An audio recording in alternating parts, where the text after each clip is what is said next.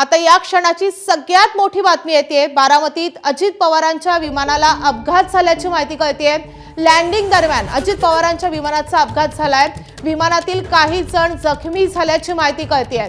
तर बारामतीमध्ये आज सभा आहे। दिवसभर अजित पवारांच्या 4 सभा होणार आहेत। जिल्हा परिषद पंचायत समितीच्या निवडणुकीच्या प्रचारासाठी अजित पवार आज बारामतीमध्ये दिवसभर असणार होते आणि आता असं कळतंय की बारामतीत अजित पवारांच्या विमानाला अपघात झालेला आहे। उपमुख्यमंत्री अजित पवारांच्या विमानाला लँडिंगच्या दरम्यान अपघात झाल्याची माहिती कळते। आताची सगळ्यात मोठी अपडेट समोर येते। अजित पवार यांच्या विमानाचा अपघात झालेला आहे। विमानातील काही जण जखमी झाल्याची माहिती कळते। आता या जखमींमध्ये नेमका कुणाचा समावेश आहे हे कळू शकलेलं नाहीये। मात्र विमानात त्यावेळी अजित पवार, त्यांचे सुरक्षा रक्षक आणि वैमानिक असल्याची माहिती कळते।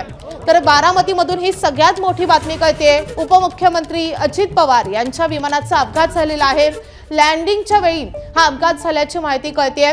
आज दिवसभर अजित पवारांच्या बारामतीत 4 सभा होणार होत्या आणि त्यामुळे आज दिवसभर अजित पवार बारामतीतच राहतील असं सांगितलं जात होतं आणि त्या पार्श्वभूमीवर आता ही मोठी बातमी येते। अजित पवार यांच्या विमानाचा अपघात झाल्याचं कळतंय। त्यावेळी विमानामध्ये अजित पवार, त्यांचे सुरक्षा रक्षक आणि वैमानिक उपस्थित असल्याचं कळतंय।